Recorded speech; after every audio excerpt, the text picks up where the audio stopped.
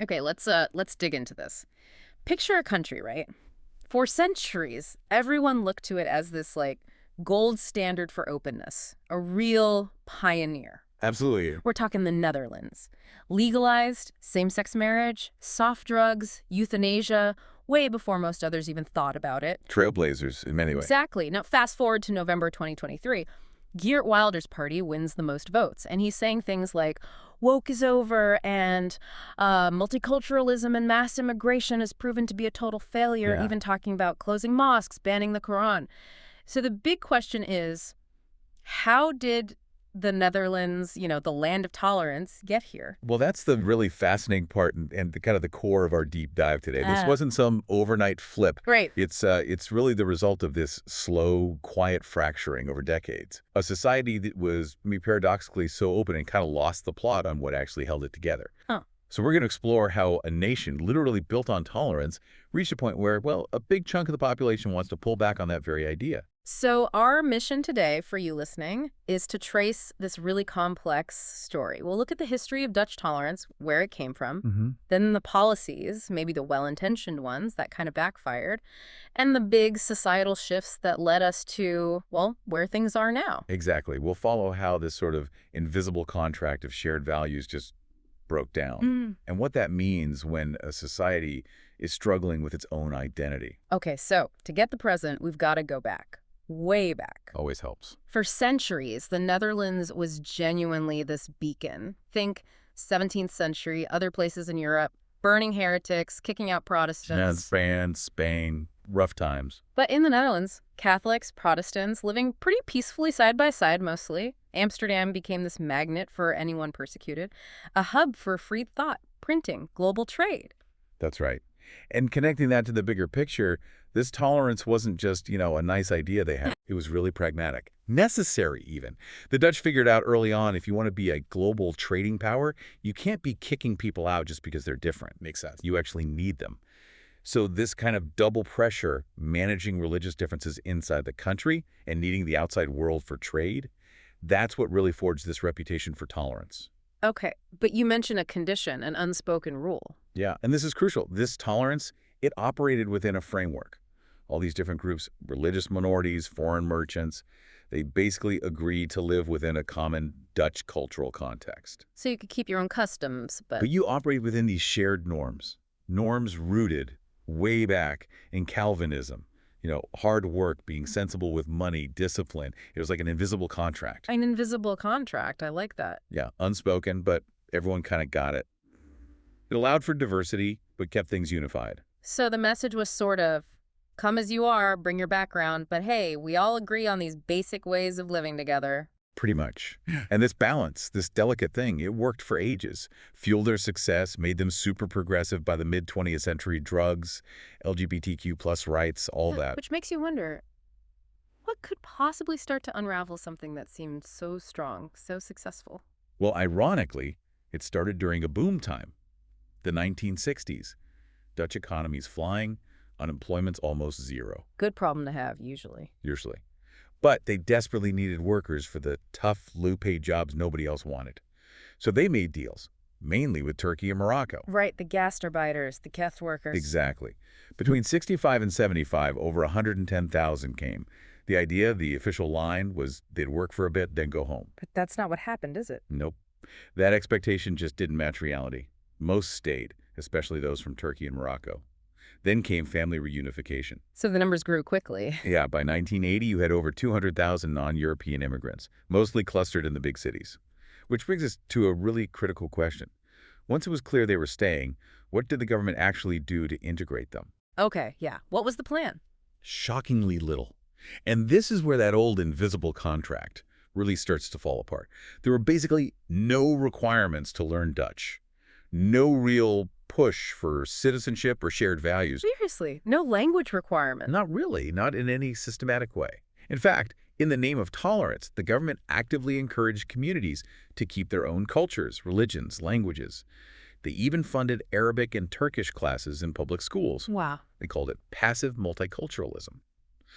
The thinking at the time, the intellectual climate, was that asking people to assimilate was like Cultural colonialism, a power imbalance. So they flipped the script. Instead of tolerance within a shared framework. It became tolerance instead of a shared framework. Openness without asking for integration in return. They essentially ditched the glue, those shared norms that held things together for centuries. That's a massive shift. Living together but totally separately. What did that look like on the ground? What were the consequences? Oh, they were very real, and we're still seeing them. Public housing often channeled immigrants into specific neighborhoods. Concentrating communities. Right. And over time, these areas became almost self-contained. People started calling them closed communities, parallel societies. Think about places like the Bijlmer in Amsterdam. Right. Whole neighborhoods where you'd barely hear Dutch-spoken Moroccan or Turkish origin residents making up 80% or more of the population. They became kind of invisible to the wider system, often struggling with crime, vandalism. And the kids born there, the next generation growing up in the Netherlands. Caught between worlds. Our sources really paint a picture of how this fracture showed up in hard data across the board. Tell me about that. Education, for instance. Huge problems. In those immigrant-heavy areas, school dropout rates just soared. Many kids struggled to master Dutch. You got these so-called black schools. That term itself says a lot. It does. It describes schools where over half, sometimes way over like 90% in primary schools, were kids of non-Western background. It showed this growing segregation. And that feeds into jobs, social issues. Absolutely. High youth unemployment, frustration, and sadly, a big jump in crime rates. Some studies were shocking, like over half, maybe even 65% of young Moroccan men had been suspected of a crime by age 23. Wow.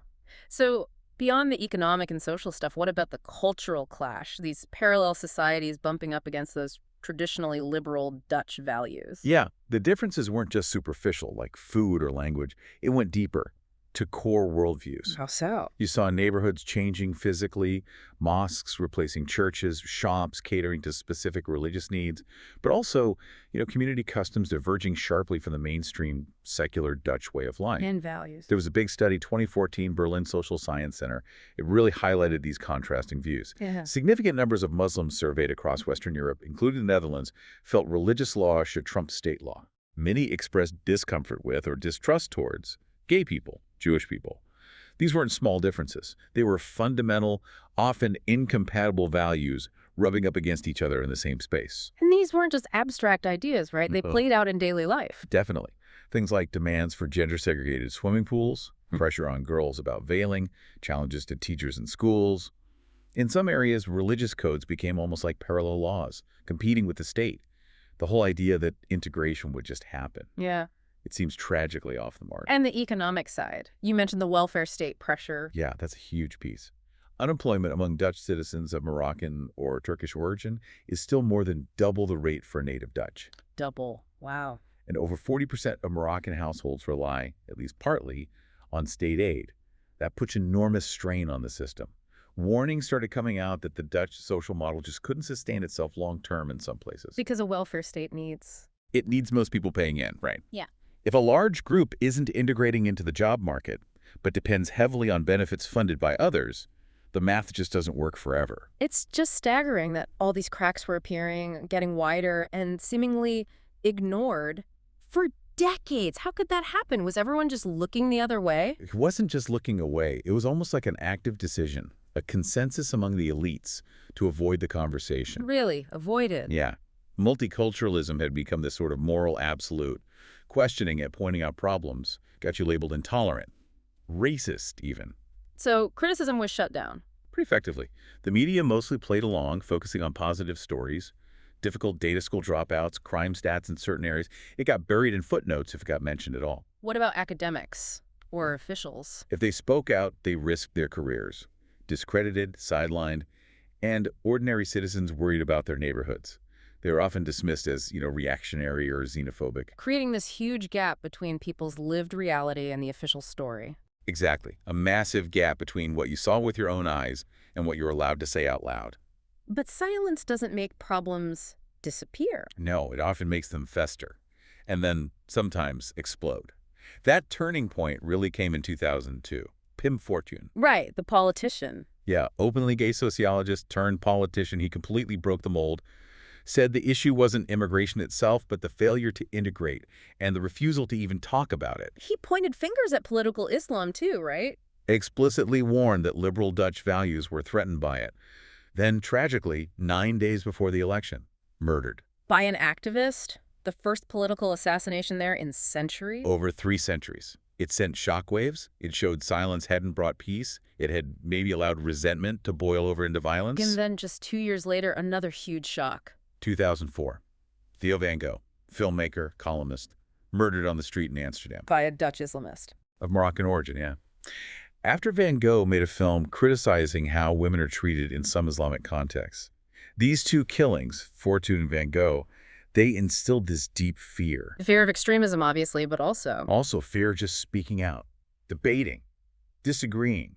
The person pointing out the problem suddenly became the problem. It created this paralysis. So you have this paralyzed society, proud of its tolerance, but kind of waking up in a country they didn't quite recognize anymore. Yeah, and that paralysis, that vacuum, opened the door for someone very different.